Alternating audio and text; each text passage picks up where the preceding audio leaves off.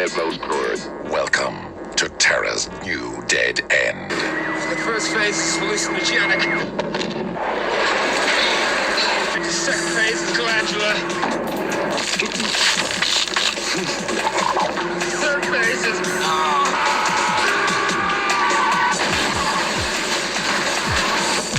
Body melt.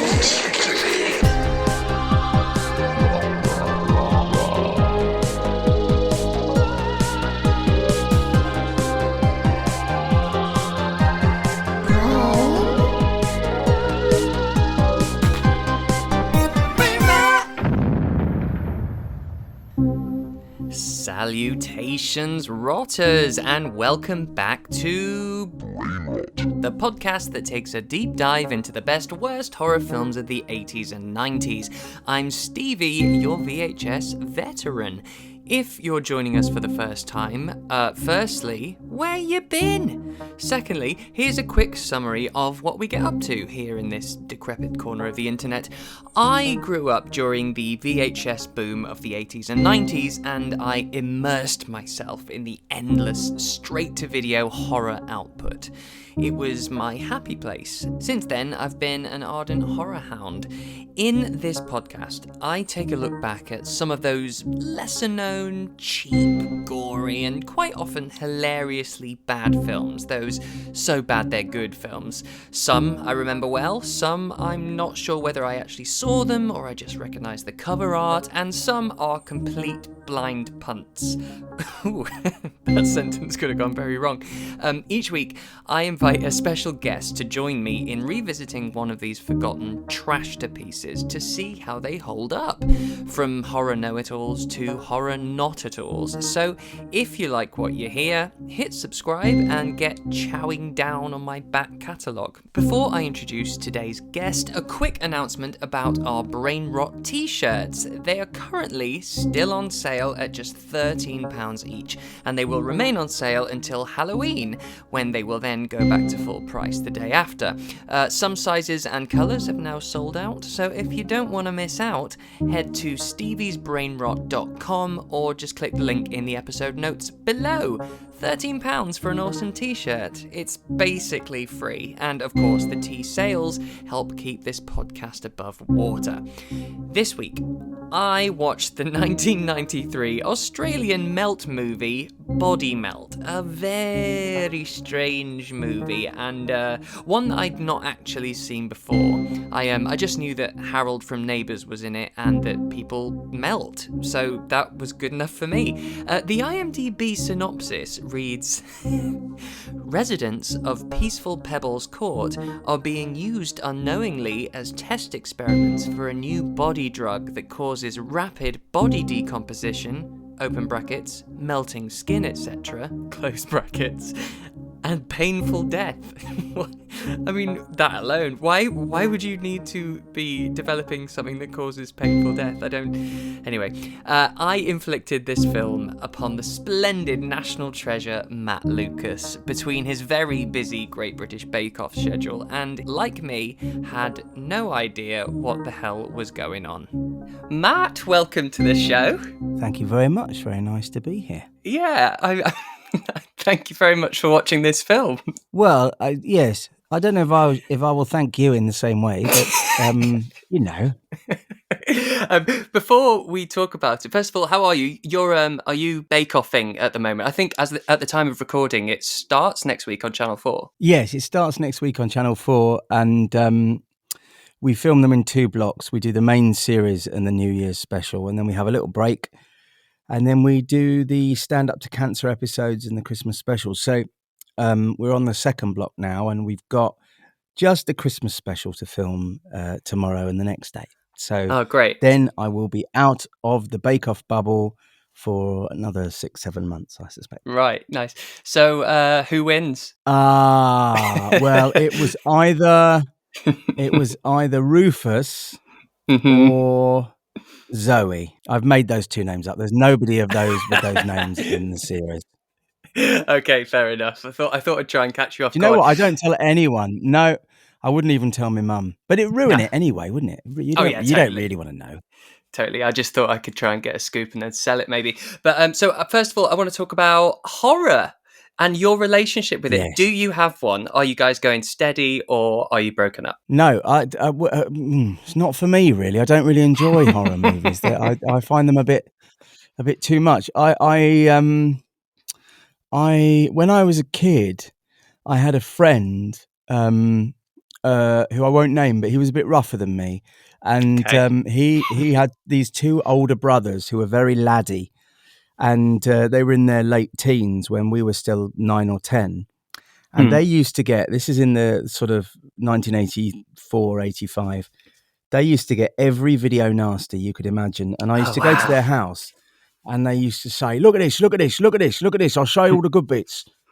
And they do sort of tape to tape. So they'd have these sort of tapes full of just all the really nasty bits from horror films. So I remember watching The Omen 2 on sort of high speed with the sort of raven pecking out this poor lady's eyes, and Right. what else? A man getting decapitated in a lift. No, someone getting decapitated in a vehicle, and then a Yep. man in a lift having all Mm-hmm. sorts of problems. And they did. Oh, it was awful. That we watched. I think Driller Killer Wow, and yeah. and Texas Chainsaw Massacre. Saw the woman on the hook and everything like that. And I Dear. just don't like them. And I didn't like them, but I couldn't really look away. But I took no pleasure from them. So, I mean, I could tell you the horror films I've seen in my adult life, Right. and very, very few. I don't know if you'd call The Sixth Sense a horror film. I suppose there's elements of Yeah, horror about it. we claim that one, yeah. Yeah, I saw that one in the cinema, and I didn't know there was a twist. So that blew me away. I thought that was Nice. very good. I saw Scream, the first Scream in the cinema, because it felt like an event. Felt like I saw that at the multiplex at Staples Corner. Oh yeah, I used to frequent that Staples Corner one. Yeah, near the Chiquitos. I That's the saw one. the Wicker Man. I went with the League of Gentlemen actually, and I saw that at the NFT. I thought that was tremendous, but utterly terrifying and traumatizing. I've seen Don't Look Now. I think I went with Edgar Wright to Oh see that somewhere, yeah. and on a Sunday evening in the West End somewhere. And then the only other horror really I recently watched Midsummer, Oh because I like the idea of those kind of folk horror movies, and I watched yeah. Midsummer, and that was just horrible. That was Hmm. nasty. And Yeah. so but those are the only, I think, I don't know, would you call Jaws a horror film? Well, this is a massive debate amongst the community, because some people list it as a thriller drama and some people call it horror. I like to think of it as a horror, because I know it's technically not about the shark and it's all about the family and there's loads of metaphor in there, but I mean it's terrifying. So if it's scary, I think it's a horror. Yeah, well, I've seen Jaws 1 on the telly, which traumatized me so much. I was about 9 or 8 when it Mm. was on the telly, and it was so traumatized me that for about the next 6 years, I'd only poo standing up in case a shark came up the toilet. And also I didn't have baths, I would only have showers, and then I saw a Psycho. That wasn't good. Um, God. but then I did, so I've seen some of Jaws 2, I've seen bits of Jaws 3, and I actually went to the cinema for Jaws 4: The Revenge. Oh I yes. actually saw that in the cinema with my friend Robert. But I just closed my eyes with all the sharky bits. I've got a real phobia of sharks. Yeah. Kind of understandable, but I can't even look at a photograph of a shark. That gives me Yeah. nightmares, even looking at a photo. Can't do it. I'm the same. Sharks and clowns for me. And actually, yeah, sharks isn't a phobia because it's not irrational. It's a genuine fear, because they Yeah, can kill yeah. you. But yeah, I've got the same, and I'm sure it's coming from early trauma from watching Jaws far too young. And it sounds like your introduction to horror actually was pretty traumatic, because you basically just had a sort of mega mix of all the most horrible and vile video nasty Yeah. elements. So I'm not surprised it didn't. No, not nice. And I did see The Birds at Mm, university and Peeping Tom. I don't know whether they're yeah, classified as horror movies or not. definitely. Yeah. Well, they were very good. I thought they were good films. They're quite The Birds was awful. I mean, brilliant, but just very scary. Peeping Yeah. Tom was just creepy. Ooh. Yeah, and I know what you mean about the folk horror stuff like Midsummer and The Wicker Man, and I think that's probably the thing that it affects in a different way is because it's usually about an outsider suppressed and oppressed by another community that they're not part of, and it's something about the human interaction of those folk horrors that I think's truly terrifying. Yeah, really scary because you're really trapped, aren't you? But there's one. I've remembered one other horror. I went to the cinema with my late partner Kevin to see. We were in New York, and he was a horror fanatic. I mean, utterly just loved them, and would just devour them. But we went to see Ghost Ship, which starts off really benignly, and then there's this bit about 5 minutes in where all the occupants of the ship get sort of horizontally sliced. Yes, and I was really, really, really traumatized. And after that happened, I started dry heaving in the cinema. And I had to leave. I couldn't stay there, and I was sort of on the verge of tears. I was so upset. by just looking at that imagery, and I thought I don't know who could possibly get pleasure from that. It's a kind of wow, really. It was like, I don't know. It was like a kind of, wasn't that long after 9/11. And I just remember thinking, well, that we see destruction of bodies on the news, and now we're seeing it in this film. And I know, I guess it's stylized, but it was also that era of CGI where it just looked like you were really looking at Absolutely. It. And that moment, unfortunately, that's the best bit in the film. But yeah, it's when everyone just suddenly, they're very still. And then you start to see things like a champagne flute falling over halfway. And then you see a tie fall off someone. And then there's the lines of blood.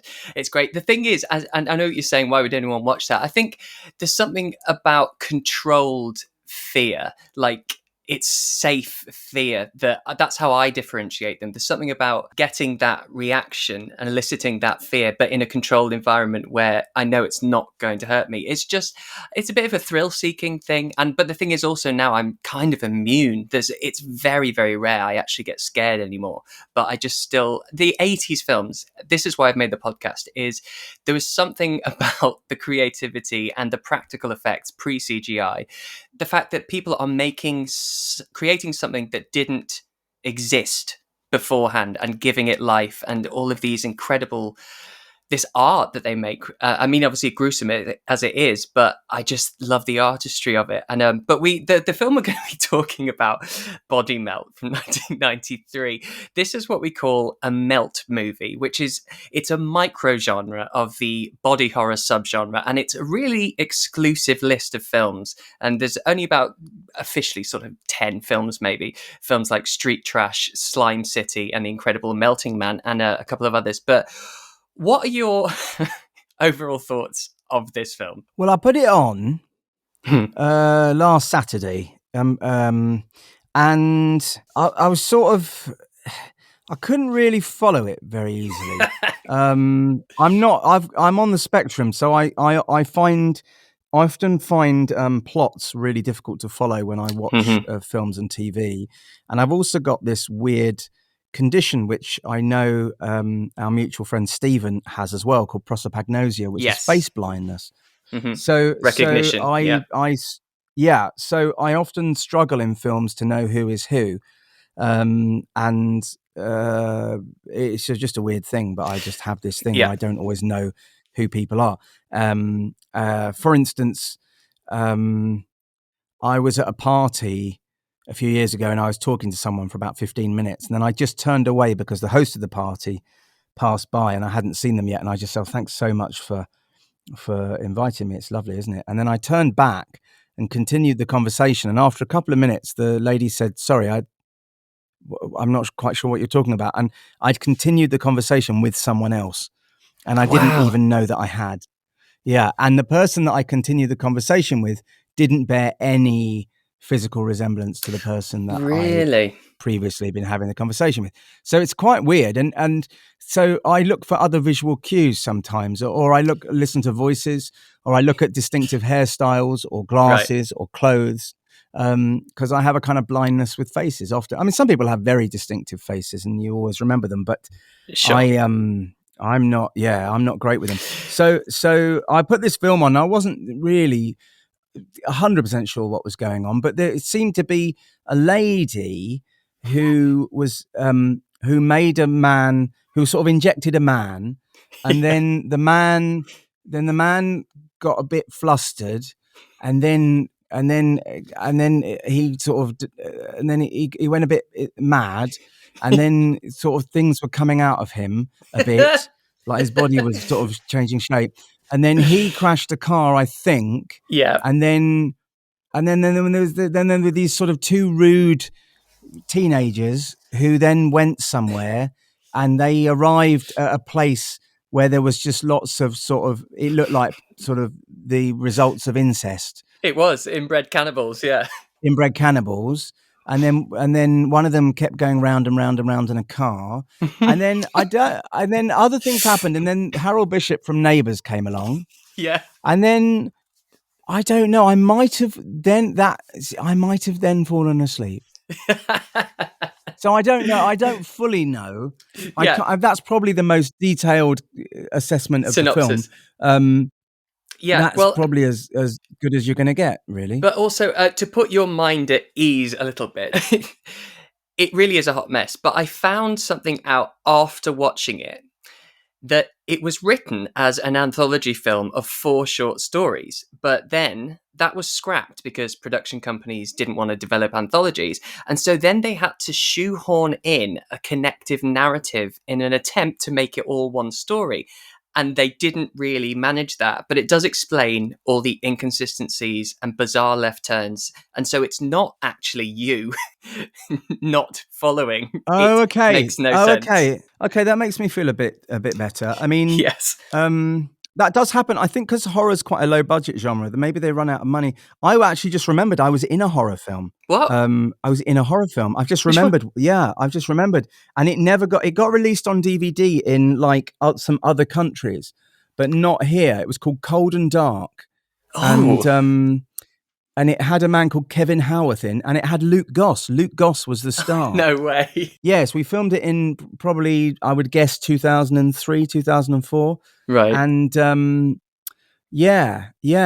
that film ran out of money during the shooting, but they got some money for reshoots, and then they tried to sort of stitch the narrative together. But I went to a screening, and it's very well shot. Actually, I remember this particular film, Cold and Dark. It looks great. I mean, you know, the filmmaker, the director is a guy called Andrew Goff, and it looks great. But I think because of the financial troubles they had on the movie, it doesn't. They couldn't. I'm not totally convinced that there's you can sort of follow the story very easily. Right. But and so maybe that happens in horror. So it doesn't. Yeah, it doesn't surprise me that there was a major pivot, I guess, in the editing. Yes. And certainly, I remember watching it, thinking, sort of waiting for the two boys that go to the inbred cannibals, trying to work out what the connection of that story was, how it would impact on the sort of A plot, and then it just doesn't really. No, and it's just tenuous. like, well, let's go. I tell you what, let's go off and be in another film. It's like what the characters say, don't we? Let's go and be in another film. We don't want to be in this film. So they sort of go off and be in another film, and then you see bits of that other film.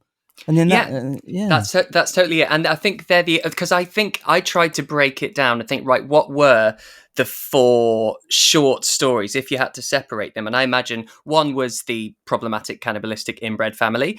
One would be this man who's sort of plagued by a woman who's collecting men's ribs. I don't know if you remember that.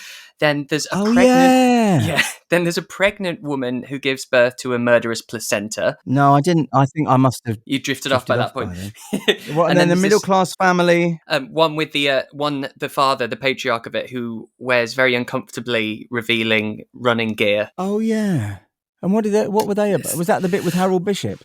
Well, yes. Well, that's Harold Bishop's sort of thread through the whole thing, and it doesn't make. He's kind of the mastermind behind this killer vitamin, basically. Because the first bit, I'll sort of try and explain. Because we should say, when I say Harold Bishop, I don't mean someone who looks like Harold Bishop. I mean, Ian Smith, the actor who plays Harold Bishop, who I've actually worked with because me and Williams were actually in Neighbours.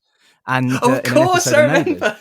Yeah. So the man who plays Harold Bishop sort of turns up with about 20 minutes to go, half an hour to go. Yeah. And you go, oh, who's Harold Bishop? Yes. And then you think maybe Bouncer will join him, but it sort of it's very peculiar. But I looked it up on Wikipedia, this film, and it was very well regarded. It had good reviews, and apparently it's an Australian film. Apparently it's considered a sort of a good. It's considered a good sort of arty Exploitation film. It's kind of arty art film, house. Yeah. It's kind of a kind of. It's renowned, yeah, in that way. Yeah, and I like that Harold Bishop, as we shall call him, I like that he didn't seem to get the memo about the sort of goofy, heightened tone of the film, because he is giving us King Lear. Like, he is absolutely deadly serious, playing it straight. I love it. Yes, ironic, because he's a really great comedy actor, and yet ironically he's sort of playing it a bit straighter here. But I don't know. And then I did nod off. In fact, I remember nodding off, and that's no fault of mine. I mean, it's hard work in that tent. I totally get I had a rare day off. Right, so there you go. Yeah, and then I think I watched a bit of the film on double speed, just to sort of at least so I finished it. Well, that's how you were introduced to it horror finished in films a anyway. petrol station. Yes, yeah, I think I woke up near the end and something happened in a petrol station. I remember that now. I can't remember what it was. No, not much. It just showed that the vitamins are now on sale to the masses. There's some great bizarre moments though. With the Redknapp family, there's a moment where one of the unusual children throws a rock and it kills a kangaroo in the distance. Oh yeah, and you don't know why, do you? No, not at all. But this local hippie community told the filming crew that they can provide a real kangaroo for the shoot, and that it was well trained and that it was tame. And when it came time to shoot, sure enough, this hippie commune brought this kangaroo in a cage, and the second they opened the cage, of course, it just bolted and it was gone. And so I think they were trying to make a quick buck and just actually captured a wild kangaroo to try and get paid. And then the prop department had to rush around Australia and found a taxidermied kangaroo, which apparently wasn't too difficult to find in Australia. Well, he's probably the best actor in the film, to be honest. And also that I really didn't enjoy. There's the guy Paul who lives at number 9, and basically he's drank this vitamin drink and he keeps having hallucinations. It's like a 70s experimental student film, because this woman who massages his rib out of him. To be honest with you, I would say this: it's like a dream. It's sort of got the logic of a dream. And it just sort of happens, and it's like you woke up and go, oh yeah, I had this dream. There was like this kind of inbred cannibals, and then a man like drove round and round and round, and then this thing happened. It's a fever dream. At a petrol station. Yeah, it is. It's just like we just had white chocolate before you went to bed or something. It's just that's what it is, really. I was quite relieved. I was quite relieved that it wasn't too scary, because I was worried that I was going to have to watch something really nightmarish, but it didn't give me nightmares yet. No, it's not. No, it's not scary. It's a bit gross out, because I don't know if you're asleep at this point, but there's the pregnant girl, and this is probably the nastiest bit. And it's very inconsistent, the side effects of this vitamin. Everyone has something different.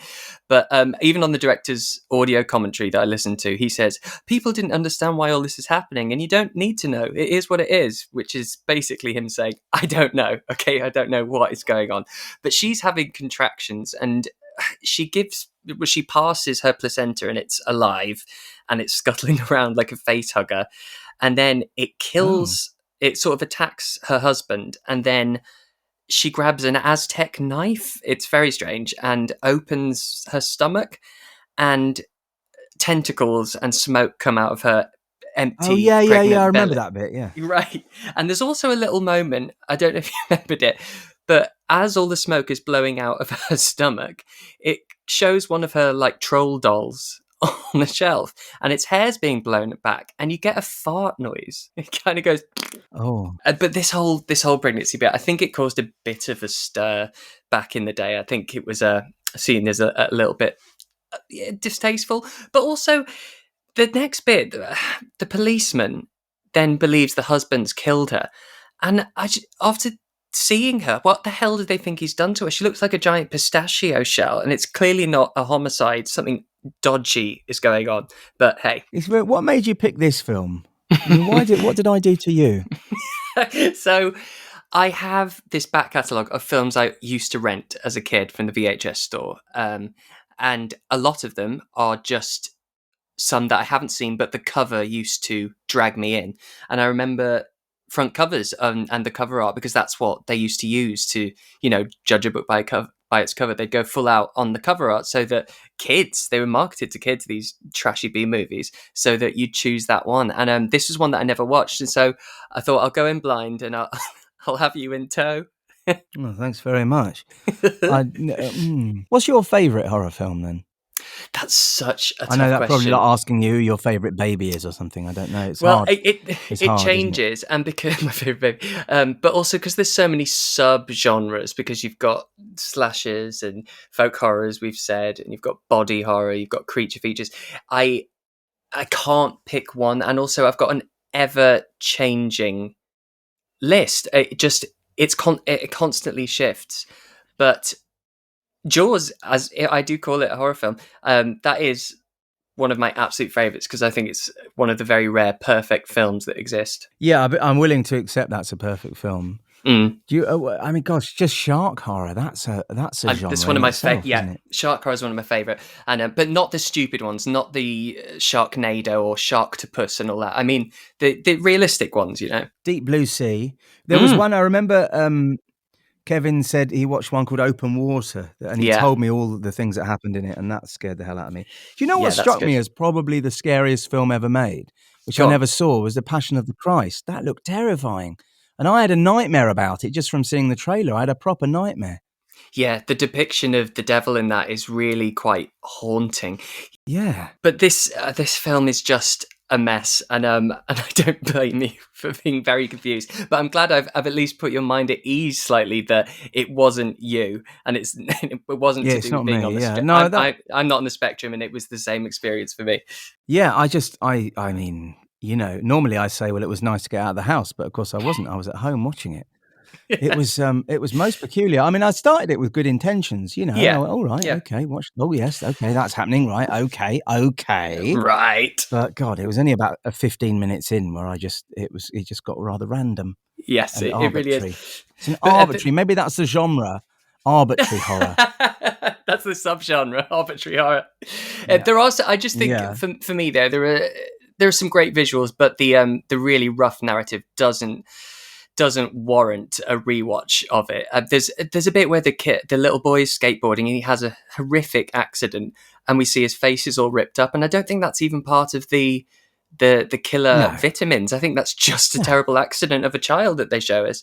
And people melting, and Harold Bishop. I've just remembered another horror film that I saw. Oh, go on. I don't know if it's on the TV. I saw The Swarm, the Michael Caine film. Is that a horror? Yeah, well, that's one of his quick buck horrors, as they call it, because he did this string of horror films just to get the money. Yeah, I did see in the cinema the remake of The Wicker Man with Nicolas Cage. I didn't see it with Nicolas Cage. He was in it. I didn't go with him. He was in it. It wasn't good, actually. No, it's it's renowned for it's very memeable. There's a very famous one of Nicolas Cage going, "Not the bees." He deserves all the bees for that film. Well, quite. But I'm glad you've seen the original. But just to round this off. Yes, let's round it. No, let's round it off. Just to round this off. There's lots of attempts towards the end. They try and tie it all up. We have the evil doctor melting in her office. We have one of the parents, her tongue expands and grows to the size of a cricket bat. I saw that, but I didn't know why. No. Why was that? Why did that happen? I think that one, call that the fourth section, the suburban family. So they're at this retreat, this sort of experimental science retreat. And I think it's suggested that the food is contaminated because the dad melts in the bathroom and the mum's tongue swells and comes out. And then they've tried to tie this in with everybody's being affected by these crazy vitamins. Did you see the bodybuilders who work at the spa? Yeah, that's right. Yeah. Yeah. What was that? A sort of comment on bodybuilders steroids, and testosterone or something? Yeah, I think a lot of this is about sort of the health craze and the things people put into their body. You know, I think they tried to be satirical in that way and make a comment on sort of beauty and consumerism. But I mean, his cock explodes at one point. The guy, he's watching porn, and he gets an erection that doesn't stop, and his we see penile matter flying everywhere, which is lovely. And then he also has sex with a girl and chokes her to death while he's doing that. So that's a bit of roid rage. And that's it, really. There's a mental section back at the police station where there's just green sludge everywhere and another guy explodes. And as you said, it ends up showing that it's now on the shelf to buy. That's right. I like those films like that finish like that, like the original ending of Little Shop of Horrors, which they reshot. Yes, you know, with the little musical ones. It just says, "Oh, it's going to start all over again." You know, I like Yeah. that. I like films that do that. I'm not going to the Body Melt 2 premiere, definitely. No, I'm glad I've seen it now, though. And to be honest, when I sort of watched the making of, it's one of those films where actually the stories from set and the behind the scenes stuff is much more interesting than the actual film. The actual film just, well, for the reasons I've just explained, is just a hot, jumbled mess. Well, it's like you know, the director was getting the bus to the set on the first day, and then there was very windy, and the script blew out of his hands, and all the pages came loose, and he just sort of collected them all together, the ones he could find, and just put them back, but he didn't put them back in any kind of order, and that's the movie. Yes, that's exactly what it is. And the thing is, it's not an anomaly in the horror genre. There's quite a few, especially in the 80s, there's quite a few horror films that are about 5 other horror films stitched together with various scenes and stuff, and they got distribution. There's one called Spookies, there's one called Night Train to Terror, where it's unproduced or unfinished horror films, and they take the footage from each and just stitch them together and try and make an audience come and make it sort of canon. It's ridiculous. Yeah, I'm just going to watch the Care Bears from now on. Yes. But that, what, on VHS? Because I don't think it's still on TV. No, I think you're right. Yeah, just on VHS, yeah. Yeah. Nice. Or She-Ra. Oh, yeah, classic. I love She-Ra, not He-Man. No, He-Man was apparently very difficult. I like She-Ra. Yes. I was all about She-Ra. What I will say is, if you liked Midsommar, you should probably check out Ari Aster's his first film, which is Hereditary. Have you heard of that one? Oh, I heard about that, but I heard that was really horrible. Yeah, that's a different kind of scary. That might leave you a bit shaken. Yeah, I don't like it. I don't enjoy this genre of films. I like I don't know, I like cartoons, and I quite like documentaries, and I like dramas and comedies, and that's me. I like watching football, is the truth. And but no, right. I don't think I will watch Hereditary. No, I heard about it, but no, not for me. I tell you what, I did see one. I just remembered another one I saw.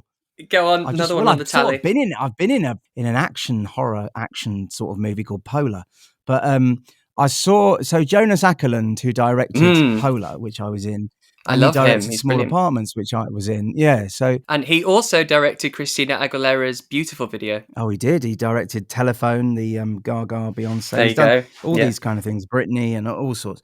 And he did a film called Lords of Chaos. Oh my God, it's one of my favorites. Yeah, so I saw that, but I sat next to him at the screening, and so every time it got gory, I was just like, you know, when you sort of like recoil into the person next to you at a horror, and you grab them, and then I'd grab him, and then I'd look at him and go, "You're the man who's putting me through this," and sort of push him away. And I did that many, many times. Yeah, you've got instant blame right next to you. It's perfect. That's a gory movie, isn't it? I love it. That one chills me because it gets under your skin. That one. Do you? Well, considering you have seen some really good horrors, do you respect it as a genre? Oh yeah, I mean, when they make you jump out your seats, then that's then of course you respect it. Yeah, yeah. But the best of it, the best of it. And the worst of it, but all that stuff in between, no. Yes, that's the stuff I love. I love the really trashy, pointless, because I always say a film is never just a film. There's something to read into it and something going on. But the VHS boom of the 80s, a lot of those are just films, just a collection of gross scenes. And I don't know why I find comfort in it. I never will. But I also, one of my favorite things is putting other people through it, and that's why I thank you for sitting through Body Melt. Well, yes, as much of it as I could sit through. That was my pleasure. Thank you very much, and good luck. Who else have you got coming up on this podcast? Oh, well, I couldn't possibly say on this episode because it's always a little surprise. Oh. But I'll tell you when we stop recording. Thank you to everybody for listening. And Yes. you can go back to murdering people now. That's what we do. Thank you very much. Speak to you soon. Thank you. My pleasure. Thank you, Mr. Matt Lucas. I appreciate you spending the little time that you had attempting to get through this bizarre movie, so an A for effort. This week on Patreon, I'm joined by Joshua Tonks, friend of the pod, to break down an equally baffling film. It's 1990's Pledge Night. Jockstraps, spanking, mutilated ghosts, and wild inconsistencies. If you want to hear our super fun discussion and get instant access to a heap of bonus episodes, just go to patreon.com/Stevie's Brainrot to sign up, or you can click the link below. Next week, it's Halloween week, my people, and Angela is inviting you to join us as we cover the fucking badass 80s classic Night of the Demons. If you want to find us on the socials and keep up to date with everything that's coming up, on Twitter and Letterboxd, it's Stevie's Brainrot. On Instagram and Facebook, it's BrainRotPod. You can email the show. The address is steviesbrainrot@gmail.com. And yeah, as I said earlier, merch is at steviesbrainrot.com. All of this is also down below if you can't remember. So I cannot wait for next week and Night of the Demons. Fucking yeah. See you then. Toodles!